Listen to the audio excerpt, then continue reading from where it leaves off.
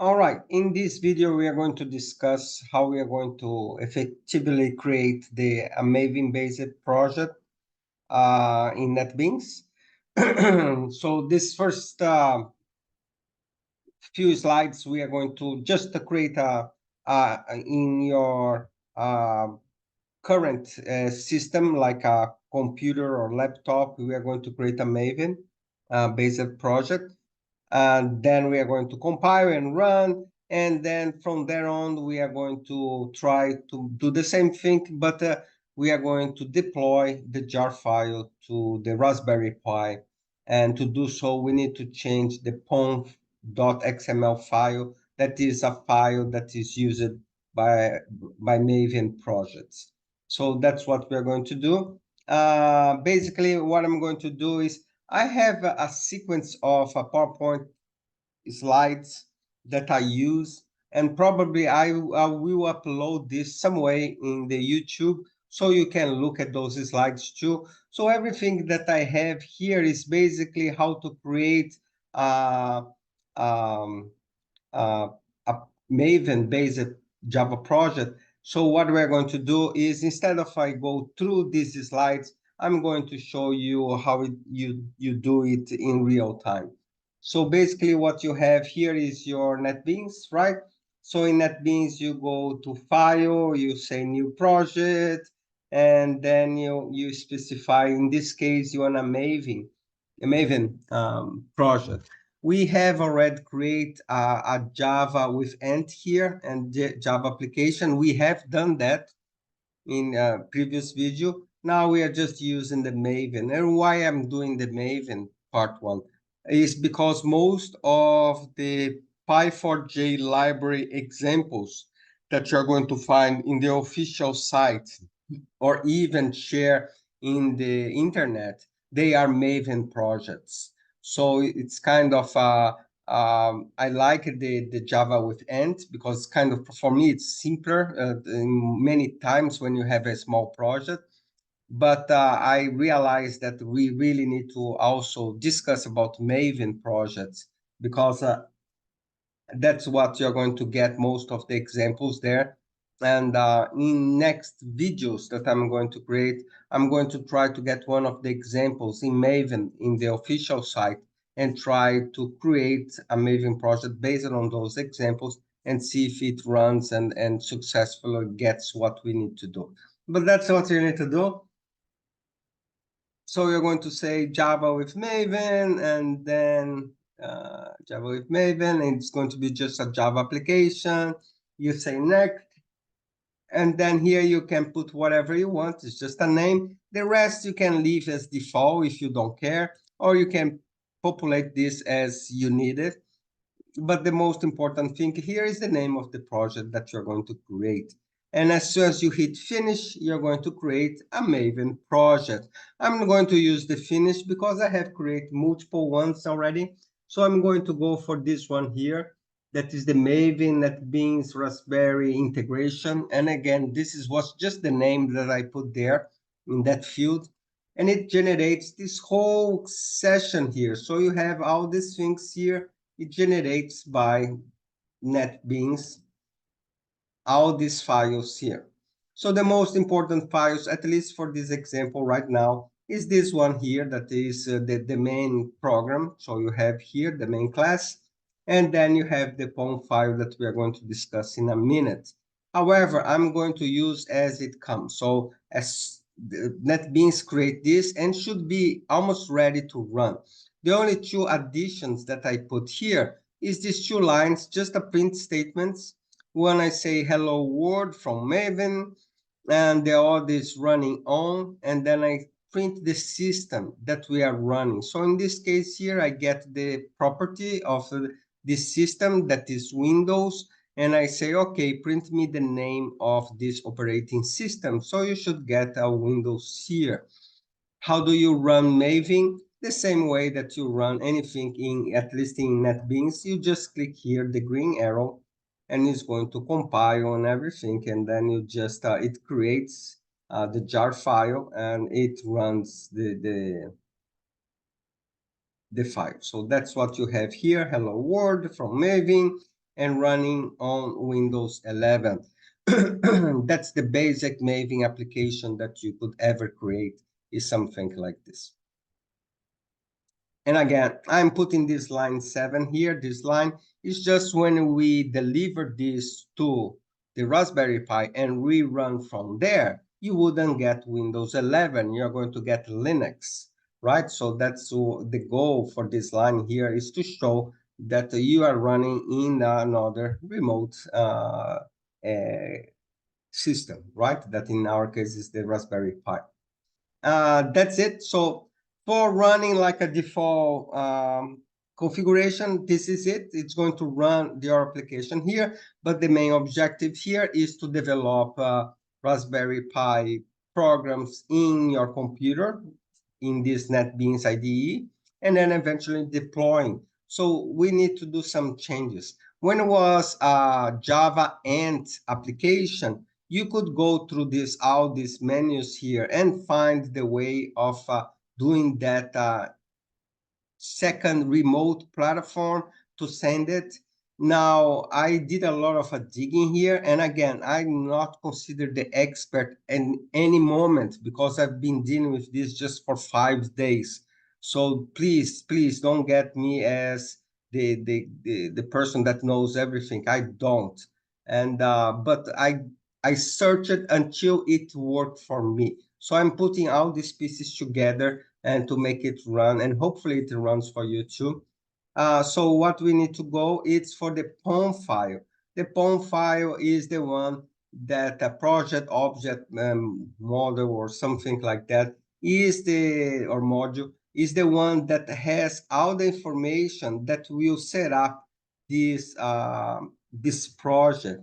And if you go here, I have like let me just see if I can show you very quickly. There are some like how you say statements about the project object model or the POM file. So it's the fundamental unit of work in Maven, and this is an XML file, as you're going to see very soon. Looks like a HTML file. That's what we call XML file that contains information about the project and the configuration details used by Maven to build your project. So to create that jar file, this Maven project will look at the POM and get all the dependencies and everything and put together, and the configuration of project configuration, things like that, everything will be in the POM file. And that's why we are just aiming to the POM file right now. When executing a task or goal, and that is, you can have multiple goals in the Maven, Maven looks for the POM in the current directory, all right? And again, if you need some configuration, it executes the goal and things like that. Some of the configuration can be specified in the POM are project dependencies. So other day I was working with Microsoft Word in Java, how I can create paragraphs or populate tables and things like that. And to do so, I need to get some POI, POI jar files. And how I did that, I used the POM XML to grab all the dependencies for me. So I use the libraries that needs to communicate between Java and Microsoft Word. I was able to use the POM and things like that. Some plugins and goals that can be executed. Everything that you need to create are used in the POM, are specified by the POM. And that's why we are going there. So let's go back here. I just double click here. So your POM should be in the project files directory. So here you have, and that is the POM file. So when you double click, you should have something very simple like this one here. All right, just specifying the project name, and this is the project name that's going to generate the jar file. This is kind of your company, if you have any company, and other things, what version it is, 1.0, 1.2, 3.9, or whatever. And you are going to pack this whole thing in a jar file. So when you deploy, you're going to deploy in a jar, and you just execute the jar, java-jar, and the name of the file that this is going to be deployed. And that's it. As properties, remember, we have discussed this in previous video. I am using Java 11. It's the OpenJDK. It's not just Java JDK. It's an OpenJDK version 11. I tried to use newest versions, and it didn't work well for me. So I was stepping back until I got a version that for me is stable enough, and it's running, and I'm getting all the results that I want using the Java 11. So here is 11. It's not a 20 or 21 for Java or something like that. All right. So this is the basic one. So what we're going to do here, we are going to change a few things. So let me just first of all get those things, and then I'm just going to be copying for you. All right. So we are going to modify the POM in few ways. And basically what we're going to do, we are going to create a new structure that is called build. Build is when, again, you are going to clean and build your application. We are going to ask the Maven to look at the configurations that we have for building, the instructions that we have for building. So it needs to be after like properties. So anywhere here before the project is over, of course. So I'm going to Control V here. And what I'm going to do, I'm going to probably paste this information some way in the YouTube area so you can just get it. All right. The build is not that big. So you see it stops right here. So it's about like, I don't know, like 20 lines, 30 lines or so. And it's composed by two plugins. So there is a plugin here. So there are plugs in the big directory. And then there is one plugin here. And then there is a second plugin right there. And that's it. That's what we need to do for running, or at least to deploying the jar file to the Raspberry Pi. The first plugin, basically what it does, this whole thing here, is just to tell that the main class, that is the one that is going to run, is the one that you have here. All right, so it's just giving the main class. And you need to be careful here. You need to put your stuff here, right? So I put the con. So how do you know where it is? So if I go here and I go, look at that. In the source, you have the con dot my company dot, and then the rest, right? It's the Maven, NetBeans, Raspberry integration. So this is what I have. So this is kind of the package up to here. So it's the package, and again, it's whatever name you put it there.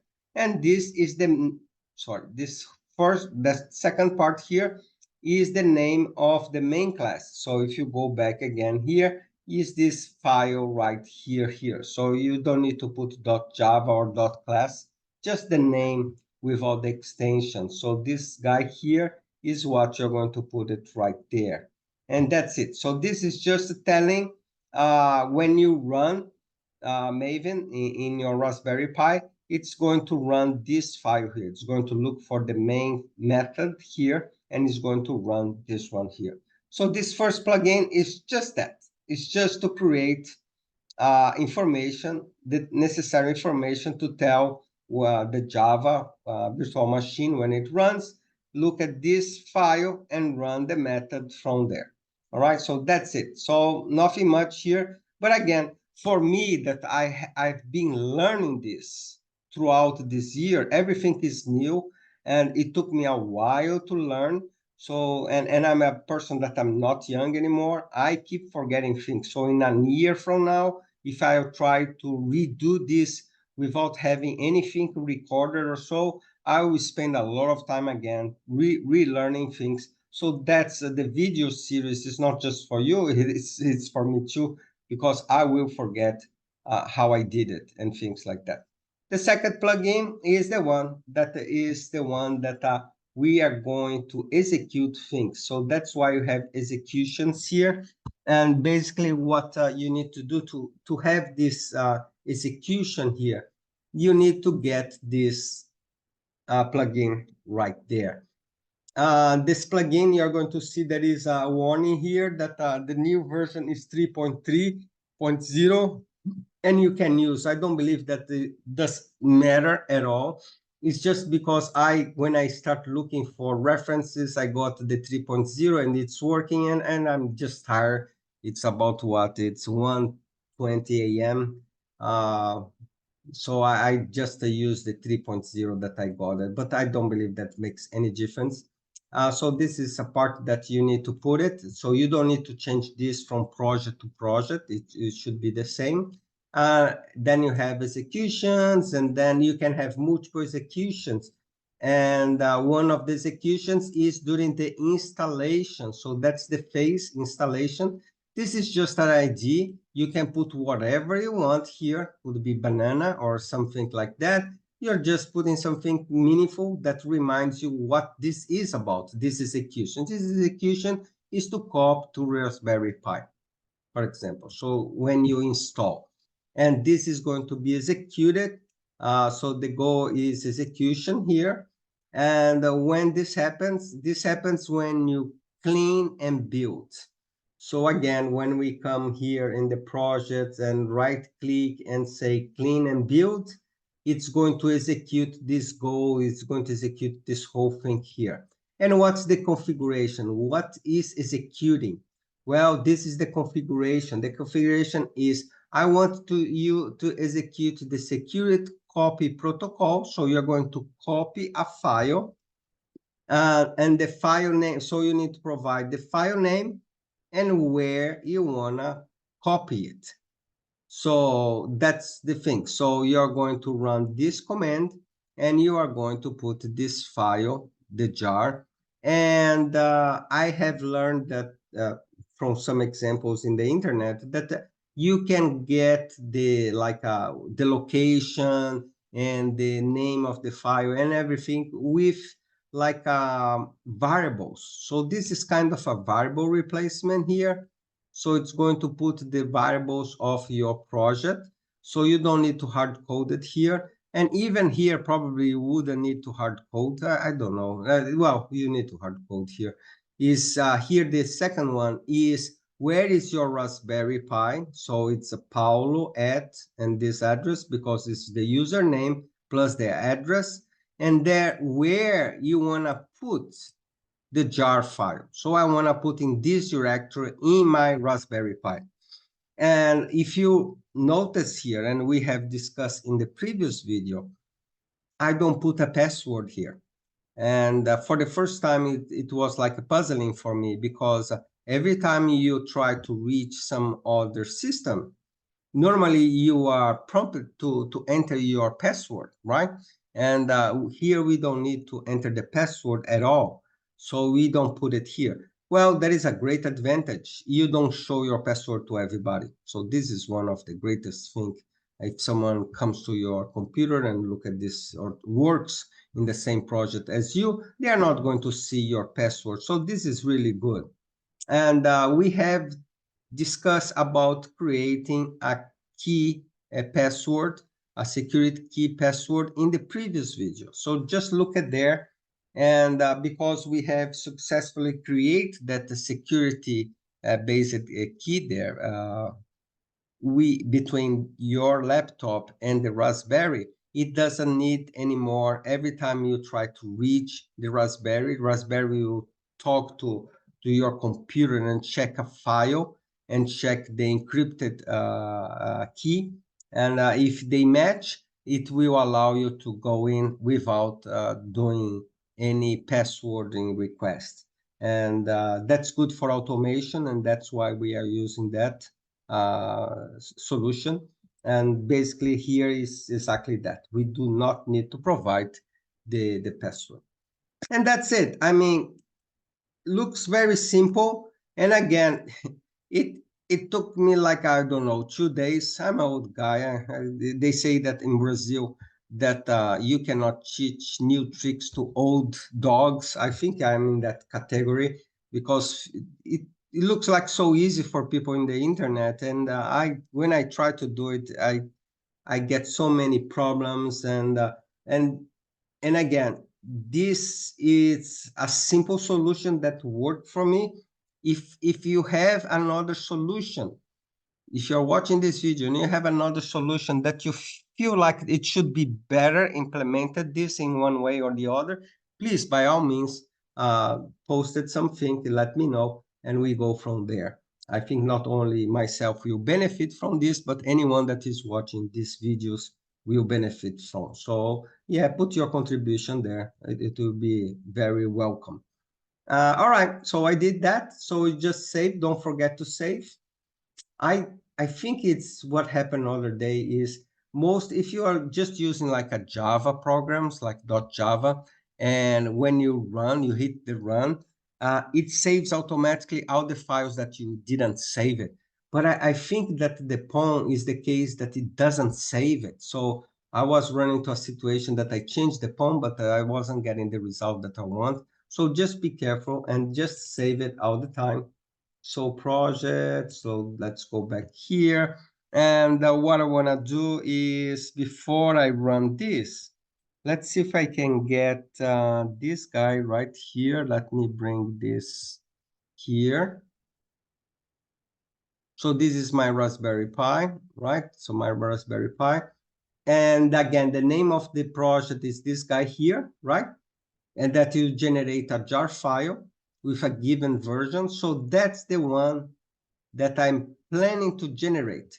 This one was today at 45 minutes after midnight. Now we are at 1:30, almost 1:30 a.m. So when we rerun this, it should run and replace this one here. So let's keep this in mind. So I'll move this a little bit sideways again. And if I didn't make any mistake, clean and build.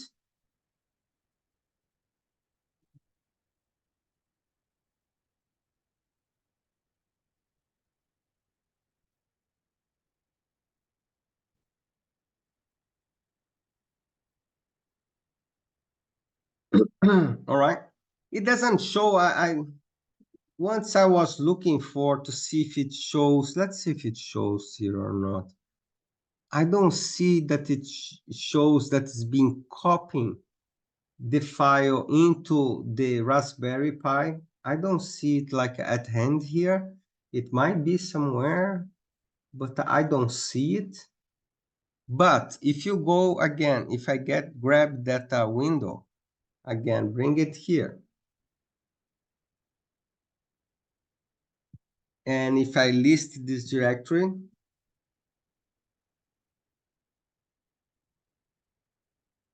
you're going to see that the date has changed for almost 1:30 a.m. and the same file. So we just clicking that clean and build, you saw that we were able to develop the whole project in our computer. And when we clean and build, it went and did what is supposed to just send the jar file to my remote platform without the needing of password or nothing. So that's everything. It's fine. And one thing that happened is I tried to modify this POM file. So let me go back here. I tried to modify the POM file. I tried to modify to have another like a plugin or execution here. And the execution would be for the phase deploy. And I tried like 20 types of solutions that I saw in the internet. I talked to the chat GPT for like hours and hours, getting the solution and then plug in here and never worked. At some point, it was running the Python, the program in Raspberry Pi, and in the output, I could see the answer that the operating system name was Linux. I was able to do that. But when I put that solution, I was not able to clean and build. It would interfere with the clean and build. So that is something I'm very close, but just very tired too. So I decided, you know what, this is more than enough. But again, I will really appreciate if someone even provides me a small video showing how to work it, because seeing resources telling me how it should work, I saw 300 of them, and none of them solve my problem. So again, if you have a solution, please make a small video and show me, and I will update my videos here. But again, unfortunately, I cannot use this button to run, or even come here, right click and say run, because it will not run in the Raspberry Pi. However, that's very simple command, right? So you running a jar file in Raspberry Pi, it's very simple. And we have done that before, and we are going to do right now too. Few things that you have done already, that is like you can see if you have Java, so it's going to see there you have Java right there.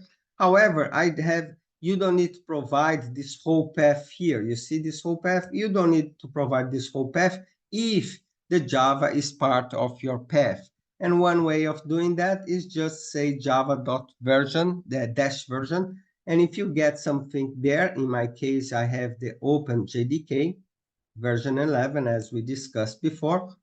And if you have that, you just say Java. So the command for running, and again, if you realize I'm in PWD,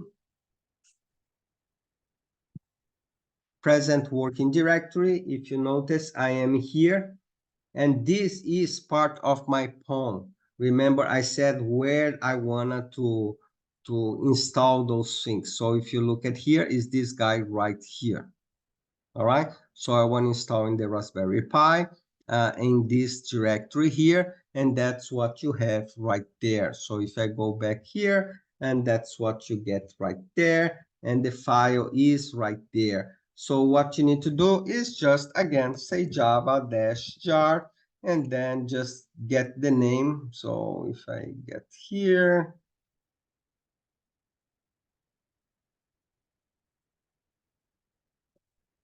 paste it, and if I run, you should get what is needed.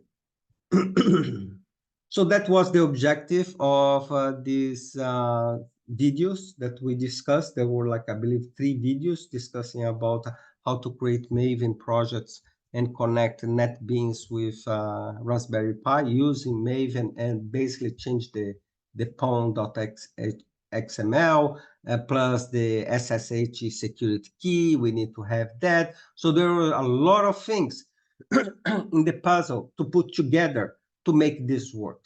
And that's what I'm trying to do in this video series. I'm trying to put all these things together, so you don't need to spend like days and days and get frustrated. Many times I got a lot of frustration there, but you don't have to if you follow those videos. And again, we can improve from there for sure. Just if you have any suggestions, just give me a heads up. So here, again, my last slide, as usual. What is it? Right here. So do not hesitate to provide me any suggestions, and I appreciate that. And thank you very much. And what I'm going to try to do in the next videos is to see if I can use one of the examples in the Py4j library there. In the official site, they have examples that are made in Maven. So I'm going to try to reproduce one by one slowly when I have the time. I don't know when I'm going to restart again these videos, but hopefully shortly, hopefully. Okay, thank you very much, everybody.